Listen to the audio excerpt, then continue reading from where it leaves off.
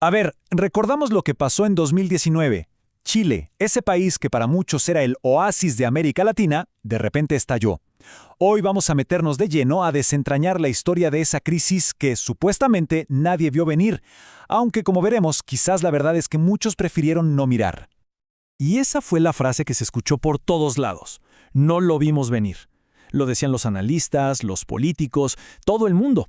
Lo más irónico es que esto pasó justo, pero justo después de que el propio presidente Piñera describiera a Chile como, sí, un oasis en medio de una región convulsionada. Entonces, la gran pregunta es, ¿cómo es que se incendió ese supuesto oasis? Bueno, para entender el fuego de 2019, tenemos que retroceder y empezar a buscar las pistas, esas señales que por décadas simplemente se pasaron por alto. Y la primera pista es fascinante, nos lleva hasta 1998.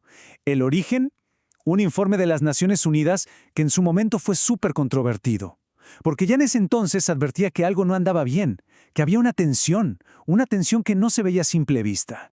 El informe usó una palabra clave, una que se volvería fundamental para entender todo: malestar. Describía justamente eso, un sentimiento que estaba ahí, como cociéndose a fuego lento por debajo de toda la apariencia de éxito de la sociedad chilena.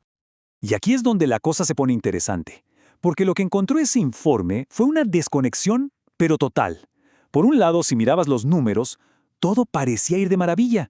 El progreso era objetivo, los sueldos subían, la pobreza bajaba. Pero por otro lado, estaba lo que la gente sentía.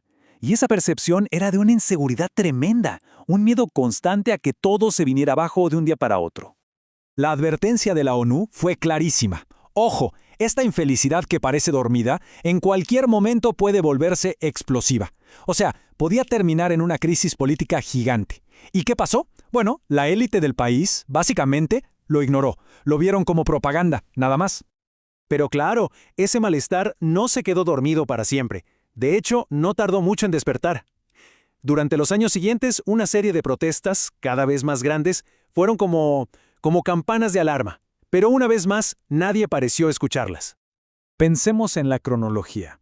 Todo arranca en 2006, con las protestas estudiantiles. Pero para 2011, la cosa ya había escalado. El movimiento, liderado por figuras como el futuro presidente Gabriel Boric, ya no pedía pequeñas reformas, no, pedía un cambio de raíz.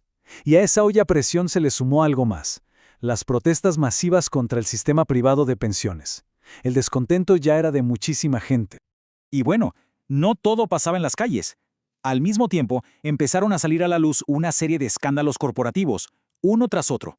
Y esto fue lo que terminó de convencer a muchísima gente de que el sistema parecía estar diseñado para beneficiar a unos pocos.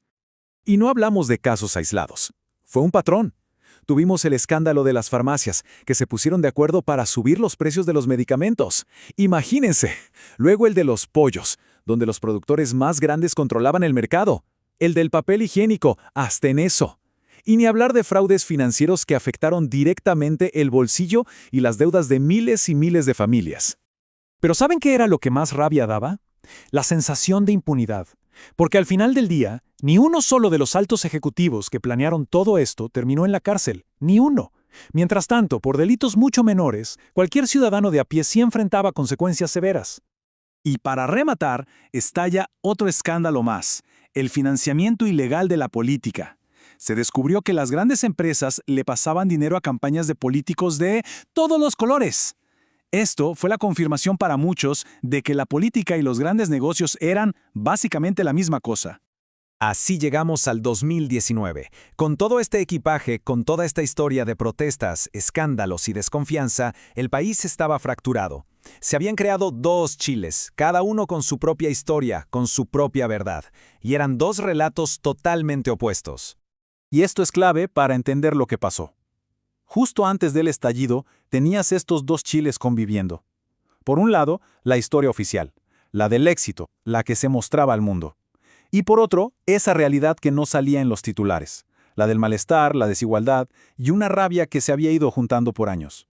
El Chile del éxito tenía sus argumentos, y eran potentes, ¿eh? Se basaba en cifras, en datos duros. Por ejemplo, la reducción de la pobreza. Era algo innegable. Miren los números. Se pasó de un 45% de la población en la pobreza en 1987 a menos de un 5% en 2017. Es un logro espectacular, sin duda. Pero siempre hay un pero. La otra narrativa, la del pesimismo, también tenía su propio dato duro, el coeficiente de Gini. Esta es la cifra que mide qué tan desigual es un país. Y lo que mostraba es que, sí, había progreso, pero la torta se seguía repartiendo de forma muy desigual.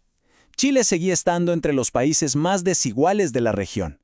¿Y al final qué pasó? Pues que la percepción, ese sentimiento de que las cosas no eran justas, de que la cancha no estaba pareja, terminó siendo más fuerte que los promedios económicos. La narrativa del malestar le ganó a la del éxito. Y entonces, sí, las calles explotaron y todo cambió. Todo esto nos deja flotando una pregunta que va mucho más allá de Chile, ¿no? Cuando los datos macroeconómicos dicen una cosa, pero la experiencia diaria de la gente dice otra completamente distinta, ¿cuál de las dos es la verdadera historia? ¿Cómo medimos realmente el bienestar de una sociedad?